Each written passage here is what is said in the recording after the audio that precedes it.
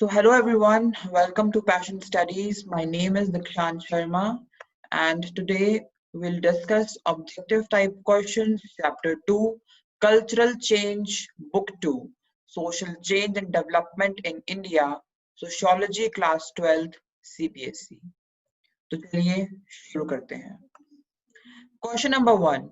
Which of the following refers to a process by which a low caste or tribe takes over the customs, rituals, beliefs, ideology, and style or life of a high, in particular, twice born, the DWIJA caste? Options are A. Sanskritization, B. Desanskritization, C. Westernization, D. Modernization. सबसे पहले इस question का मतलब क्या है? It means that जब एक लो cast या फिर एक ट्राइब दूसरों के कस्टम्स, और दूसरे कौन? हायर कास्ट, उनके customs, rituals, beliefs, ideology, style, उनकी लाइफ, उनको कॉपी करते हैं, ठीक है, उनको फॉलो करते हैं, उस टर्म को हम क्या बोलेंगे? उस प्रोसेस को हम यहाँ पर क्या बोलेंगे? Fine. So answer is Sanskritization, right? The right answer will be here, Sanskritization. Fine. Okay, let's move to the second question. M.N. Srinivas defines dash as the changes brought about in Indian society and culture as a result of British rule, changes occurring in technology, institutions, ideology and values. Options है यहाँ पर A. Sanskritization, B. Desanskritization, C. Westernization and D. Modernization. So first of all, question का मतलब क्या है कि M.N. Srinivas defines dash. अब M.N. Srinivas क्या define करते हैं हमें बताना है. As the changes brought about in Indian society, जो भी changes आए Indian society में और culture में as a result of, result मतलब किसका परिणाम था? Of British rule, right? जो ब्रिटिश आए उसकी वजह से जो भी changes हमारी society में आए, culture में आए, changes occurring in technology, और कहाँ कहाँ आए? टेक्नोलॉजी में, institutions में, ideology में, values में. So ये जितने भी changes आए, ठीक है, इसको हम क्या बोलते हैं? इसका मतलब क्या हुआ, right? So the right answer is here westernization. Fine. Westernization एक ऐसी process है जिसने हमें एक larger extent पे एक change की ओर हमें मूव आउट किया है, हम उस चेंज की ओर गए. और चेंज क्या है यहाँ पर? चेंज है जो भी हमारा टेक्नोलॉजी में चेंज आया, इंस्टीट्यूशंस में चेंजेस आए, आइडियोलॉजी, वैल्यूज. सो इन सारे चेंजेस को हम यहाँ पर क्या बोल रहे हैं? ये जो इन्फ्लुएंस हम किससे हुए? Westernization. Fine. Let's move to the another question. Question number 3. Which of the following refers to the improvement in technology, production process and path of development taken by much of West Europe or North America?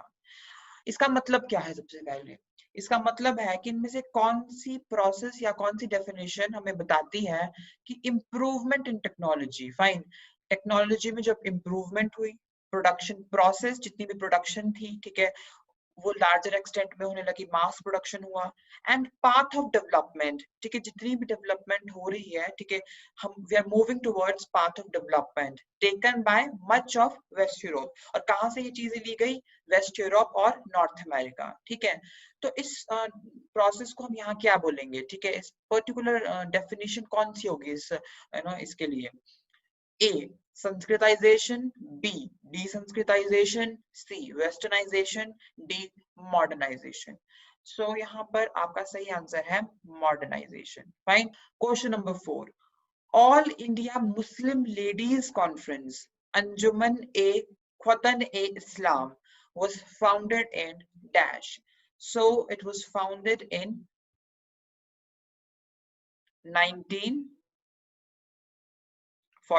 Fine. It was founded in 1914, 1st March, right? 1914 को found किया गया था. All India Muslim Ladies Conference, Anjuman e Khawateen e इस्लाम.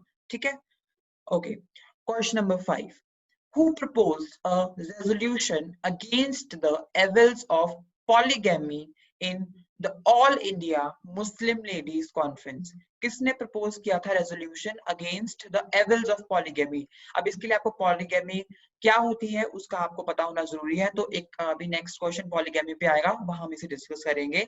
तो जो evils थे polygamy में, उसके against का जो रेजोल्यूशन था वो All India Muslim Ladies Conference में डिस्कस किया गया था। वो किसके द्वारा किया गया था? Who discussed? Let us see. Options are A Begum Rukaiya Sakhawat Hussain, B Jahanara Shahnawaz, C Sir Syed Ahmad Khan, D Pandita Ramabai. सो इसका सही आंसर है जहानारा शाहनवाज। ठीक है, आपको ये आंसर याद रखना है। Fine. Question number 6, in the West, secularization usually meant a process of decline of religion and religious ideas and suppressed by modern ideas. तो हमें यहाँ पर बताना है कि ट्रू है या फिर फॉल्स है। अब वेस्ट में सेकुलराइजेशन, अब आप मुझे बताएंगे कि सेकुलराइजेशन क्या होता है। अगर आपको पता है तो please write in the comment section, अगर नहीं पता है तो फाइंड आउट करिए and then write in the comment section. Secularization usually meant a process of decline of religion, ठीक है, and religious ideas. वेस्ट में से माना गया कि ये मतलब प्रोसेस है ऑफ डिक्लाइन ऑफ रिलीजन का एंड रिलीजियस आइडियाज का, and suppressed bye modern ideas, और जो मॉडर्न आइडियाज है उससे इसको दबाया गया। फाइन। सो ये प्रोसेस बिल्कुल ही जो कथन यहाँ पर बोला गया है, this term is very true. Fine.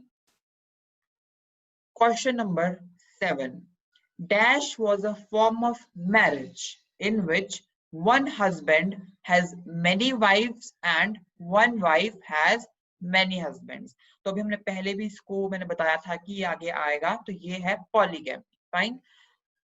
Poly, this time writing here short. Polygamy. Polygamy एक ऐसी फॉर्म है मैरिज की जिसमें एक हस्बैंड की बहुत सारी वाइफ्स हो सकती है और एक वाइफ की बहुत सारे हस्बैंड्स हो सकते हैं। Okay, so question number 8, the custom in which a window was forced to set alive on the funeral pyre of her husband is referred as dash. इसमें बताया गया है कि ऐसा कौन सा कस्टम था जिसमें विडो को, ठीक है, जिस विडो मतलब जिसका हस्बैंड मर जाए, ठीक है, विडो को फोर्स किया जाता था कि उन्हें उनके हस्बैंड की फनरल पायर, और फनरल पायर का मतलब होता है लकड़ियों का ढेर जिसपे शव को जलाया जाता है, ठीक है, तो उस पर बैठकर उसके साथ ही जल जाना है, ठीक है। तो उस मतलब प्रोसेस को हम क्या बोलेंगे, या उस कस्टम को हम क्या बोलेंगे? तो इट वाज नोन एज सती प्रथा, राइट, SATI, सती प्रथा। I'm just writing here short, you can write the full. सती प्रथा। फाइन।